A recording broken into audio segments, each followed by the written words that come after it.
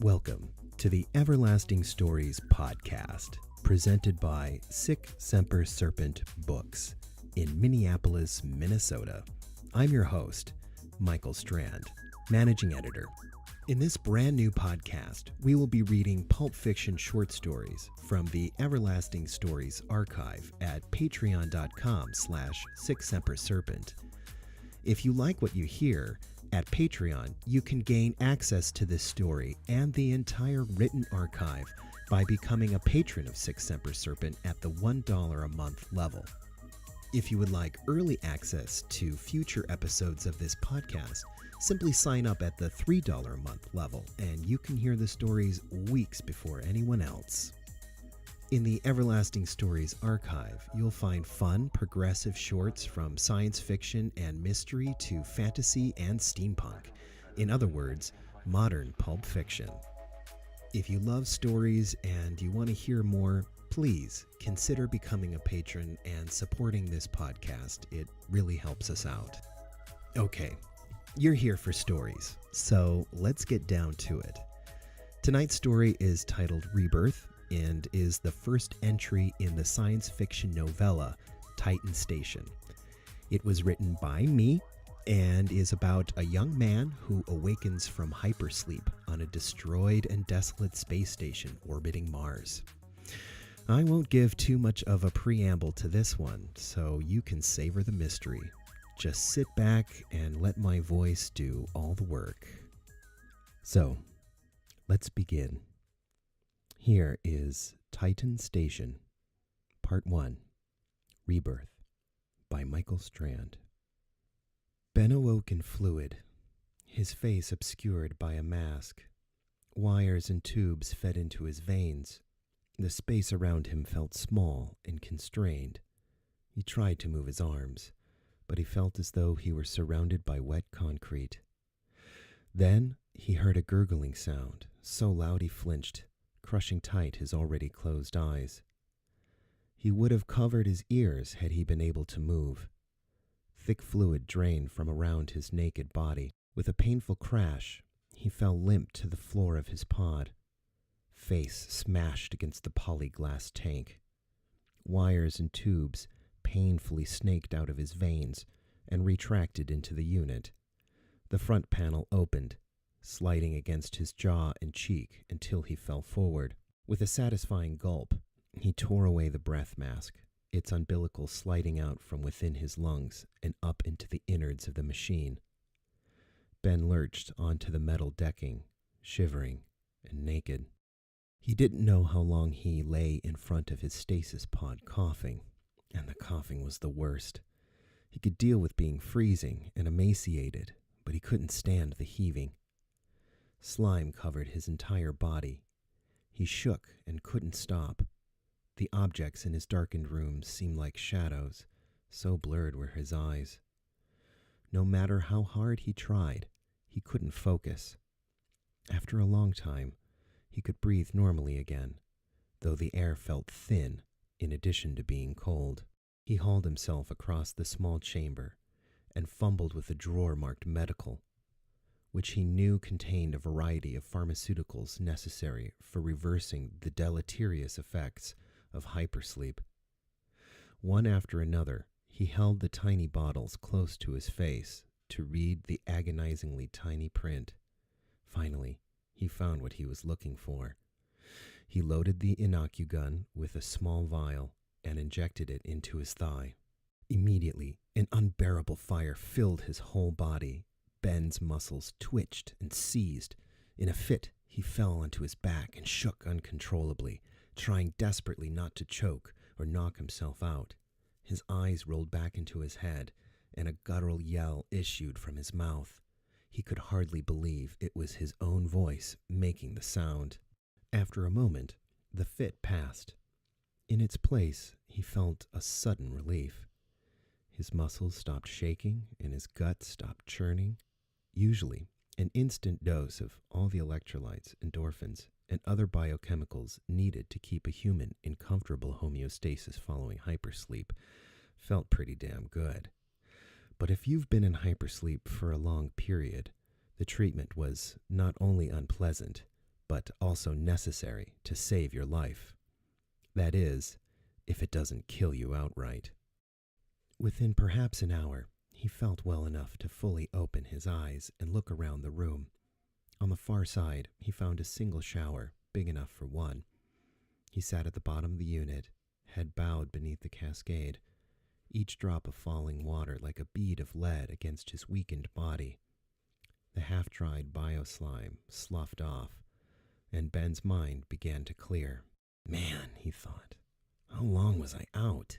Soon, the hot water had been used. He reached up from the shower floor and turned off the flow. Ben felt silence settle like a fog.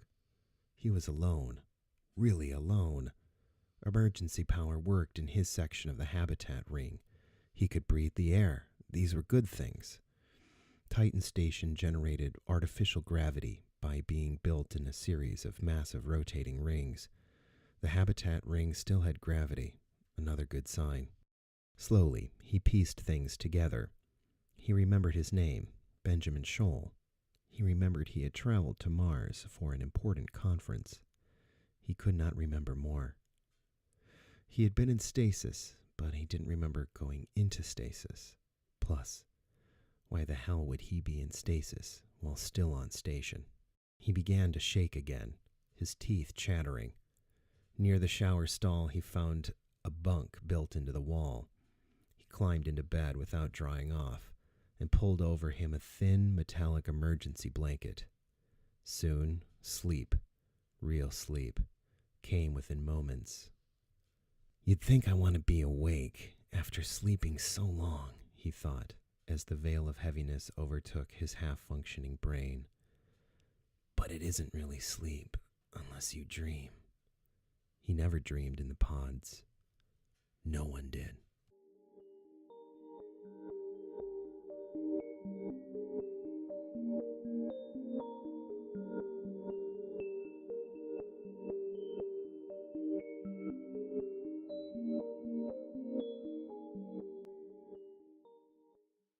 Obviously, some terrible disaster had befallen the Mars-orbiting Titan station.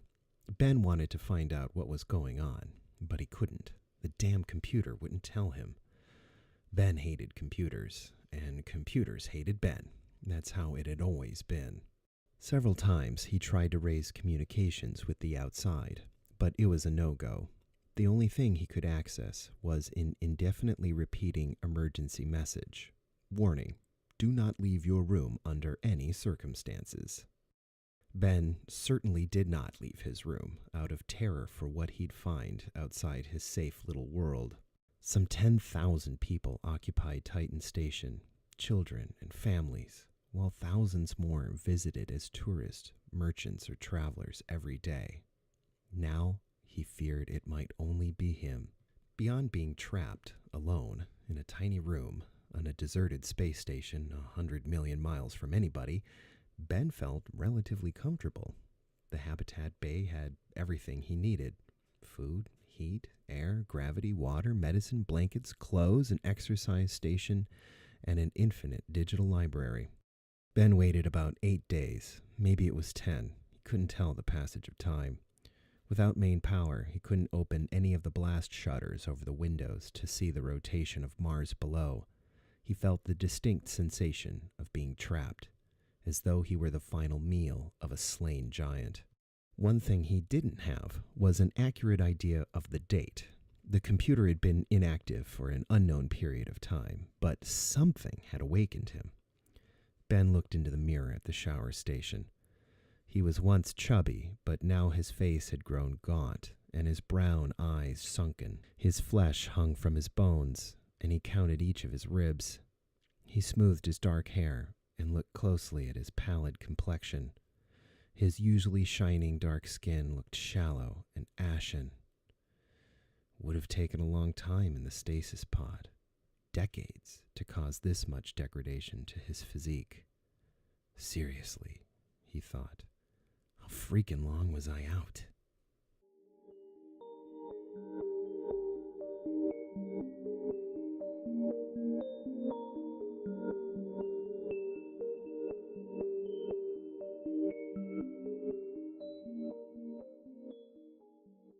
After being in the pod for what felt like forever, and it could have been, Ben did not relish the idea of getting into a spacesuit and wandering around a shattered ghost station. I mean, who would? Perhaps he would have never left his quarters if the computer hadn't started flashing a new message. Advise, stasis pod opening in sector J331. When the notification clipped across his screen, Ben couldn't believe his eyes. A rush of excitement filled his body. He wasn't alone. Though he would have to traverse quite a bit of the station to locate the pod and see if a live human was inside it, his excitement at the prospect of not being alone trumped his fear. Ben eyed his emergency spacesuit thoughtfully. He hoped it would still fit. Ben's hands shook with fear and excitement as he methodically put on his spacesuit. Like a knight preparing his armor for battle, Ben checked and rechecked every clip and fastening. A small airlock separated his compartment from the rest of the habitat ring. He passed through one door, drained the air, and opened the next. He stepped into the familiar hallway. Gravity felt okay. Ben stood firmly on plain metallic decking, embossed with emergency lights, the dark hallway flashing red. He looked to his left and right. Girders and piles of shattered metal obscured the gently curving floor, their ghostly forms flashing in and out of existence along with the rhythmic emergency lights. Then Ben looked above him. He gasped sharply in his spacesuit. Above his head shone a ceiling of stars. Nothing stood between him and space. What was once a ceiling was now a huge hole. For a moment, he felt giddy and awed. He also felt space sick. People weren't supposed to see the station from that perspective, as though standing within a spinning wheel, like a hamster trapped in a giant centrifuge. He could see through the gash all the way across the core of the station, the central point from where spokes led out to the station's rings. The sun glared against the circular features of Titan Station, throwing dark, black shadows. The harshness of sunlight against the dark metal hulk forced his visor to darken to protect his eyes. He raised his hand to block the hateful eye of the naked sun and rotated his gaze relative to the station's fixed center. The gray outer hulk of the station looked dark and bare. Ben could see most of the other rings were not rotating, meaning that gravity was out on a lot of the station. The hull looked scorched. Some places seemed almost as though they'd been melted. Black scoring and impact craters pocked the face of the various sections. All across the station, yawning rents exposed its bones to the emptiness of space. No lights met his eyes. The station looked lonely, abandoned. Something in the corner of his eye broke the spell. In the low emergency lighting, it looked like a dark stain. He shone his wrist on the wall. Blood. Well, it wasn't just blood.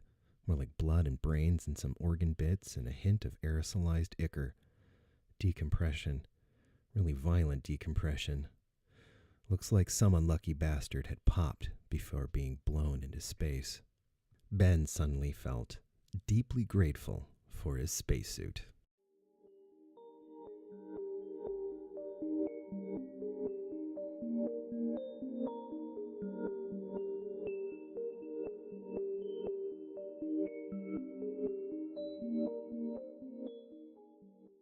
Ben followed the signal to a section exactly like the one where he'd awakened, only on the far side of the habitat ring.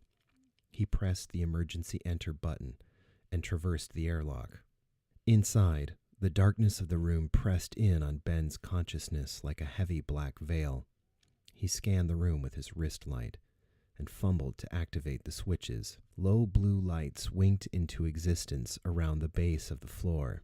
Main lighting did not come on. Ben removed his helmet and gloves and breathed in the stale air. On the far side of the shadowy room, A stasis pod flickered a glow like a cold blue ember. A woman floated suspended in fluid, her pod beeping and humming away, still in the middle of the reanimation cycle. She would be awake in minutes. Her naked body looked as though she must have been lean and strong before hypersleep, but her muscles had atrophied too. She'd been asleep at least as long as he had. Her shoulder-length hair floated in the syrupy layer of protective gel. Ben thought her beautiful, but not remarkable, except for her eyes. Even with sunken and closed eyes, she had a determined look, her brow furrowed a little, as though in concentration, her mouth set and firm. Without warning, an alert siren issued from the pod. An error had occurred in reanimation.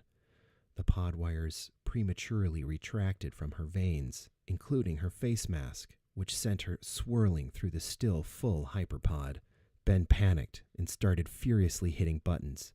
If he didn't drain the unit, she would drown in short order.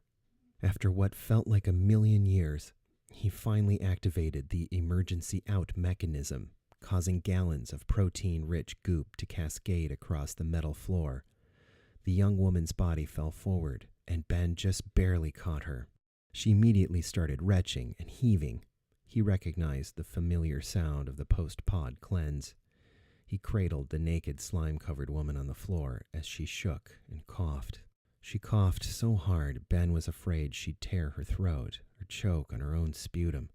In her terror, she tried to stand, slipping and sliding as she attempted to gain purchase on the metal decking. Ben grabbed the inocugun and administered a life-saving dose of neurochemicals. She thrashed and screamed on the ground. He kept her from hurting herself while the medication did its terrible magic. He silently hoped, again and again, she wouldn't die. After what felt like a long time, she still hadn't stabilized. Ben felt afraid that there was something wrong with her. He wasn't a doctor. If something were truly wrong, she'd die. Ben knew this, and he didn't want this woman to die in his arms. For a moment, terror, real terror, crawled through his veins. Up until then, he hadn't felt real terror. He thought he'd been scared, being stranded alone on a ghost station and all. But the thought of this woman dying engendered a kind of fear within him he'd never felt. This woman was all that stood between him and the brutal isolation of space. She had to be okay. Quickly, he went through the vials again and loaded another into the inocugun. He injected the second serum, unsure if it would stop the fit or make it worse. The instructions on the reanimation kit were pretty clear. A second dose was not recommended. Fortunately, this seemed to have done the trick. In time, her vitals stabilized. Her breathing and heart rate slowed. She stopped shaking. Ben breathed a sigh of relief and fell back against the bulkhead behind him. He bathed and clothed her and laid her down to sleep. To Ben, she looked unmoored from reality, like a ship carried away by a tsunami. For 3 days, she lay motionless in the dark, blue-lit room. Ben had to insert a nutrient drip to keep her hydrated and nourished. Without him, she would have died. Ben felt very happy she didn't.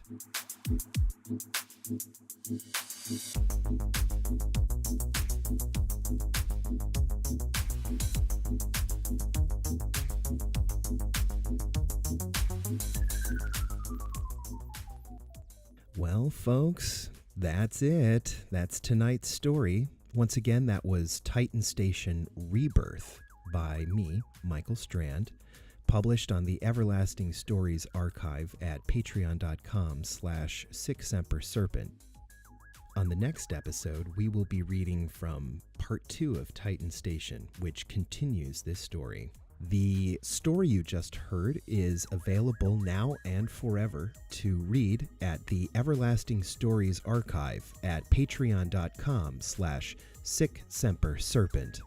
If you would like to read this story, you can access it for just $1 a month, along with the rest of the archive of fantastic pulp fiction found at patreon.com/SemperSerpent. If you liked the music today, it's provided by the producer Binkadink, or Caitlin Shepard as she's also called. A friend of mine and a fantastic producer. You can find her art at bandcamp.com/Binkadink. Thank you so much for listening. We'll see you next time on the Everlasting Stories podcast.